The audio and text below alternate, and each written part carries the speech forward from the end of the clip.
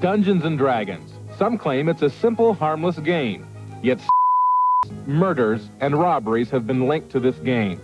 Pat Pulling explains what happened to her son, a victim of Dungeons and Dragons. He died because he became too involved with the game Dungeons and Dragons. His personality became one with the character that he was living at the time in the game. And he took his life because of the scenario he was playing at the time he died. Dungeons and Dragons emphasizes black and white witchcraft. It creates a world of fear and death.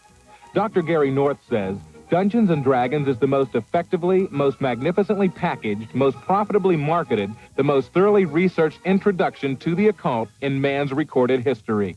At first, it just simply was a game, just something to do for fun, to pass the time. But it was so intriguing that after a short time, it started to become more than just a fun pastime. It started to become more of an obsession. Mike Palla had gotten hooked on Dungeons and Dragons, a controversial game of witchcraft where players take on the roles of both good and evil beings.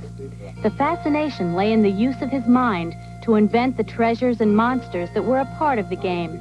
Unfortunately for Mike, the border between reality and fantasy was too easily crossed, and before he knew it, his mind had become a prisoner of his own imaginary world. First of all, my school work started slipping. I wasn't doing my homework anymore, and I was spending so much time with my friends that I was neglecting my family and neglecting other areas of my personal life. Soon, every spare moment was spent either playing the game, buying paraphernalia, or reading and studying the Dungeons and Dragons literature.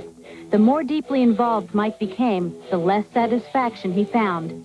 Yet something compelled him to keep on, in spite of his growing despondency. The dark shadows of the day soon crept into Mike's dreams as wild, grisly nightmares haunted his sleep.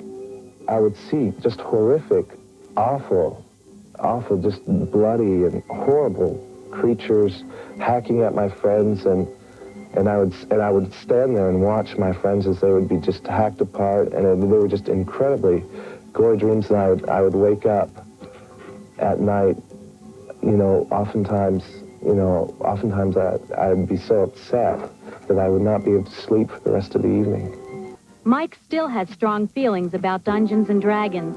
He's careful to warn young people of the subtle danger of the game, telling them it leads down one of two roads, into the occult or